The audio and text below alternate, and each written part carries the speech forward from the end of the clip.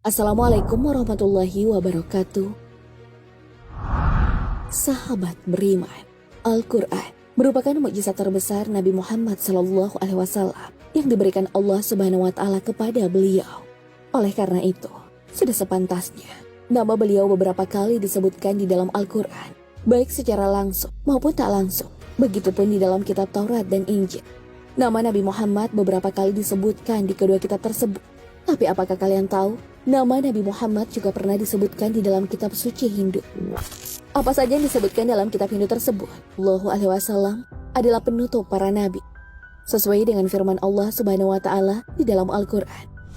Muhammad itu bukanlah bapa dari seorang di antara kamu, tetapi dia adalah utusan Allah dan penutup para nabi. Dan Allah Maha mengetahui segala sesuatu. Al-Quran, Surah Al-Ahzab ayat 40. Sebagai penutup para nabi, Rasulullah Muhammad SAW juga diberikan mukjizat yang sangat besar oleh Allah Subhanahu wa Ta'ala, yaitu Al-Quran. Begitu juga, Al-Quran merupakan sebuah kitab penyempurna dari kitab Taurat maupun Injil. Bahkan nama Rasulullah SAW tercantum di kedua kitab tersebut. Sebagai contoh, di dalam kitab Injil Barnabas disebutkan bahwa Nabi Isa alaihissalam memberitahu para Hawari bahwa beliau akan berpaling meninggalkan Allah. Saat itu, Nabi Isa alaihissalam berkata agar hati mereka tidak tergoncang dan takut. Sebab Isa alaihissalam bukanlah yang menjadikan mereka, tapi Allah yang menjadikan dan memelihara mereka. Adapun tentang ketentuan tugasku, sesungguhnya aku datang untuk menyediakan jalan bagi Rasulullah yang akan datang dengan membawa tugas kelepasan alam ini. Kemudian di dalam kitab Taurat disebutkan, ketika Nabi Muhammad sudah datang, maka siapa yang ingkar atau tidak mau mengikutinya, maka akan dihukum. 5 kitab awal dari kitab perjanjian lama Kristen adalah apa yang diakui oleh umat Yahudi sebagai Taurat, yaitu kitab-kitab Kejadian, Keluaran, Imamat, Bilangan, dan Ulangan. Sedangkan kitab awal dari kitab perjanjian baru Kristen diakui oleh umat Kristen sebagai Injil, yaitu kitab-kitab Matius, Markus, Lukas, dan Yohanes. Umat Islam menyatakan bahwa kitab Taurat dan Injil yang diturunkan kepada Nabi Musa dan Nabi Isa sudah berubah ataupun diubah dari aslinya. Meskipun begitu, banyak dari pakar kristologi menyatakan bahwa dalam kitab Taurat dan Injil yang diakui umat Yahudi dan Kristen sekarang ini pun masih terdapat sisa-sisa ramalan akan kedatangan Nabi Muhammad SAW. Lantas bagaimana dengan kitab suci Hindu? Benarkah ada nama Nabi Muhammad dalam kitab Hindu? Apakah di dalam kitab Hindu itu mengakui akan kedatua di dunia? Menurut sejarah, ada 3 periode agama Hindu lahir. Periode pertama, pada zaman Veda pada tahun 6000 hingga 2000 sebelum Masehi.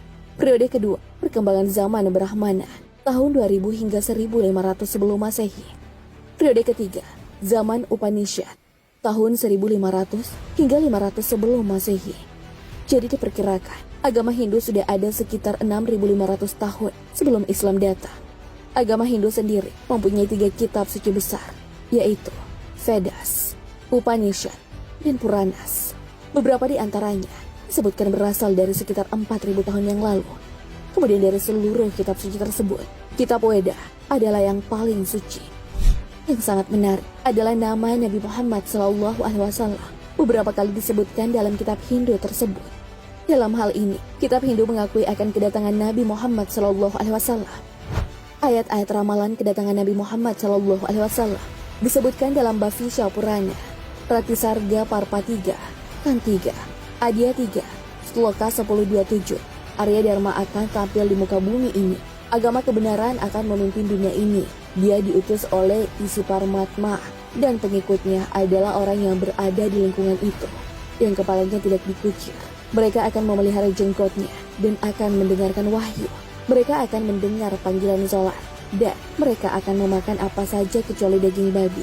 Mereka tidak akan disucikan dengan tanaman semak-semak atau umbi-umbian.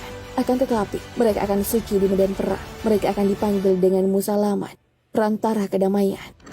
Jika diteliti dengan baik, ayat tersebut menjelaskan ciri-ciri dari pengikut agama kebenaran. Dan semua ciri-ciri tersebut adalah ciri-ciri umum yang terdapat di umat Islam. Selanjutnya, di dalam Atharva PD 20, Him 127, Sloka 1 hingga 14, disebutkan tentang Kuntub Suktas.